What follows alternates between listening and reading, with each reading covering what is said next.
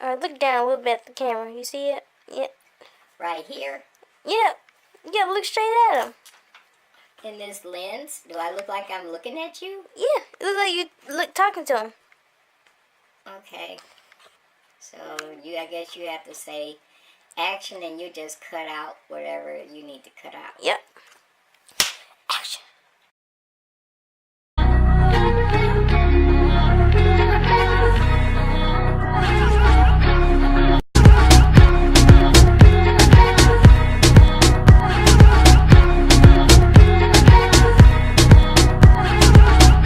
Reading for beginners. Let me do that one. That's this crazy deck here. Well, in regards to people that are interested in learning how to read cards, every practitioner that reads tools or cards, or whether they're using dice, which that's an 8, which means strength, and 6s are harmony, balance, and 2 is partnerships or union.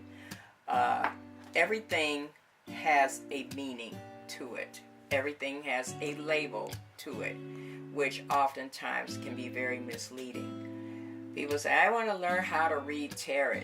Okay, I want to read cards. I want to be a reader. Some people actually read cards from an intuitive position. And then you got other people that memorize the meanings of everything, the numbers, the symbols, the colors. Everything has a meaning.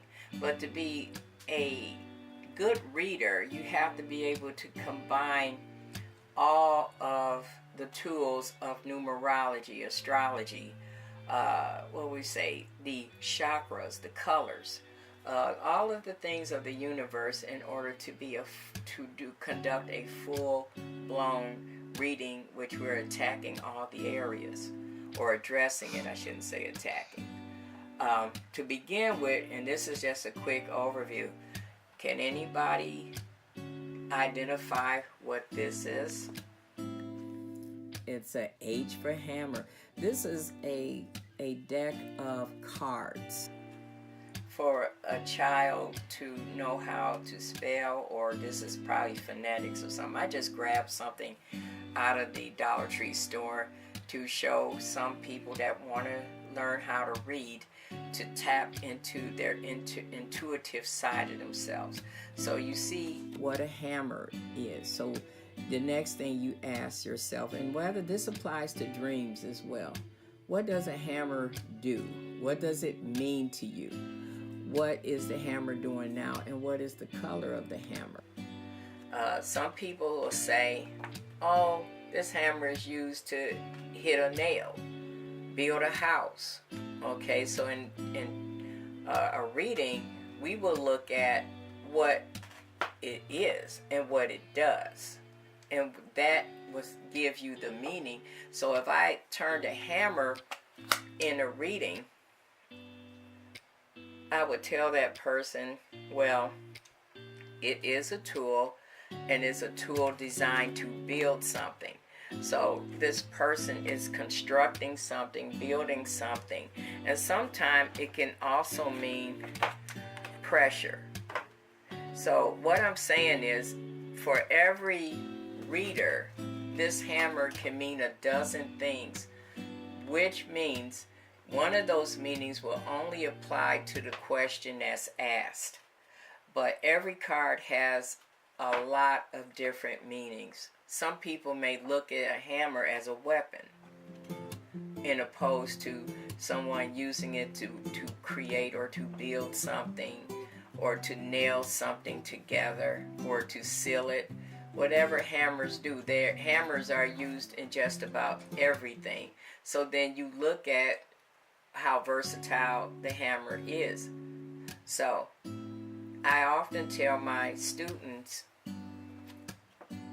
interpret this as many ways as you possibly can, and by your own way. Even a bowl of cereal. A bowl of cereal can be interpreted as a bowl of cereal, Okay, this can also be interpreted that what time of day is that people eat cereal in the morning. Okay, what type of cereal it is means a lot. It has raisins in it. It can also indicate somebody may have bowel problems. But yeah, and milks, it's a lot. And the color of green on a cereal, the bowl is green. And what do bowls do? Bowls holds things. So you have to look at it, and if someone was asking you a question about what does this person favorite food is, you might get up a bowl of cereal, and this person likes to eat that possibly every morning. And so it goes on. Or a ring. You might see a ring. What does a ring mean? The type of ring will give it meaning. This one might look like a ruby. Yeah. Okay, what would you say about a ruby? Yeah, reminds you of Aquarius stone or something. Well, that's a garnet, but What do the symbol of a ring? The commitment. Yeah. Things. When you see a ring or a present, Yeah. Proposal. a token of some sort of meaning, and it being a ruby, then we will have to look up what a ruby really means. I know in the world of crystals, rubies are protective stones, as well as being very beautiful. And then it's gold, and then that kind of tells you even if a person is wealthy or not. It's affordability. So when we go on with that, so I have people to interpret, queen, and who are we talking about when we see a pig? Cheater. No. No, it's actually it could describe a person's habits. This person could be a bad housekeeper, or it could be greedy. It can be stubborn. It can be a person with poor hygiene, or everything that relates to a pig, but no one really knows that a pig is very intelligent. So this could be a person with bad housekeeping habits, but intelligent, if we're talking about someone. Now, if we're talking about what a person's favorite food, then this comes up, then it's obviously pork. So this samples goes on, but it's a neat exercise to test on yourself. With a notebook, a piece of paper, and just go to the store and spend $1 and try to interpret everything. It's just like when some people dream about snakes, the first thing they think about is enemy. When I see snakes in a dream, and it depends on what else is in the dream, it can determine enemy, but sometimes snakes are simply knowledge. And I had one time a snake that in my dream, a green one, because colors mean things, was biting me on the hand a lot, because it was my spirit guide telling me, hey, you're not being assertive enough with my knowledge. Next deck of cards, which I understand is actually the oldest method of reading, is the regular playing cards. You know, everybody knows this. A lot of poker players know this. And there is even magic in the cards with a poker player. It is. They use their intuition or their intuitive powers quite a bit, or their manifestation powers, because it's all about concentration and focus. And these cards were being read by gypsies long before the tarot or the rider decks and all the other decks came into play.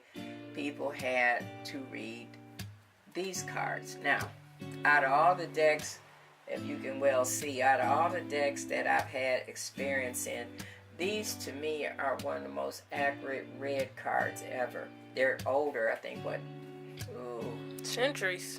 Yeah. Like Queen and... I think, we're looking at tarot about 2,000 or 3,000 years, and then you got numerology is 5,000 years. These cards are older than that. And like I said, they were often in the hands of gypsies. And these cards when it comes to feeling, and I'm going to get into feeling about decks, these cards are kind of scary in nature because a lot of the messages that you may get out of here are not always positive.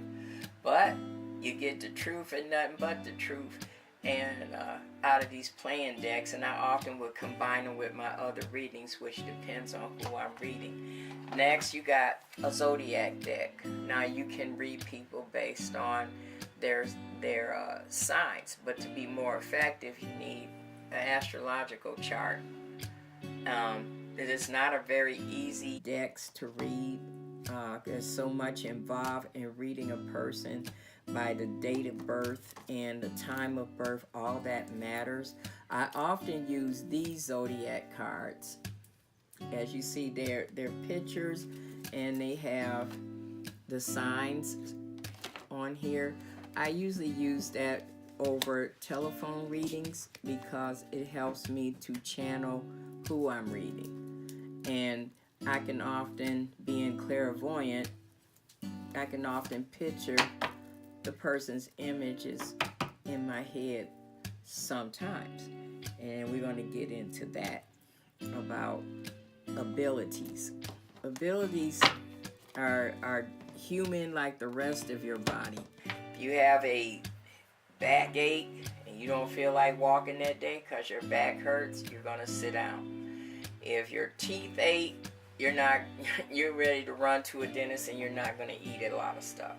It's the same way with how certain abilities are. A lot of us that have been at it, like for me, more than 30 years, we know how to kind of turn it on and off. And that takes time to master.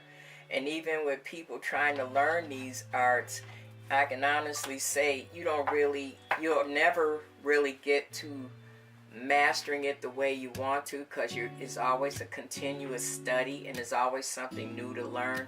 With all the decks that I have, which are in my own collection, maybe over 35 decks of different kinds, every last one of them mean different things. And that is why I read all the time, and sometimes it's a lot of information to maintain, so we have to keep books near us, we have to keep other materials to help us remember, because every meaning is different, especially if you're reading for a particular person. The same like this one here, this is the Rider and this is the Ace of Cups. New beginnings in love, pregnancy, marriage, all the lovely, beautiful stuff related to love. May not mean that to another person. It's a general interpretation. This is a gold one.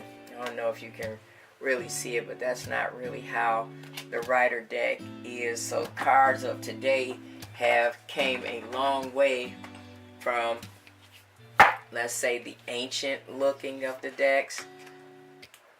And this is also the Rider deck. And this is my love spread deck. And you see it's almost big as my head. But you can see that the images are very like Renaissance looking. Very ancient. But these are the original images that the majority of all the tarot reading cards and oracle cards are based on, was from these models here. This is just bigger, but it's one of the best love reading decks ever. I love these cards. Here are they looking like today. I got a hologram deck. I got all kinds of model decks, but it consists of different images with different meanings and colors. But even with the Rider deck, there's thousands of other types of tarot designs. I got an urban deck here, which we'll get into later, that is actually modeled by today's times, which I adore that. We're going to get into, these are fairy decks. Fairy decks are, I think, middle of the road. It's direct, but it's not with what I would say a pinch of sugar on them. The rider decks are more direct, more straightforward. Often the delivery, if you're doing it correctly, is going to tell you like it is. This one tells you the same thing, but it's like what you imagine what a fairy is: soft, gentle, light, glowing, pretty, but this still tells you the truth. When you're dealing with certain individuals or personalities, you have to pick out a certain deck that really, for me, goes with that individual. Some readers just use one deck that just works for them, and they can tell everything, because in old school, all we did was read one deck. Not like today, the style of readings have changed. There's a multitude of spreads for every occasion. But if we stuck to the old school, which is the Celtic spread, and let me see, do I have that? Yeah, the Celtic spread. Sorry, I write all over everything. But every reader that's a reader knows about the Celtic spread. And it is, to me, from what I know, because I can't base my knowledge on other readers, but it's like the beginning of reading, and addresses important areas in a person's life. Now we got here to readers of type, and this one is an indigo deck, which basically is often maybe a practitioner's personal deck. Like this is my personal deck, which addressed indigo.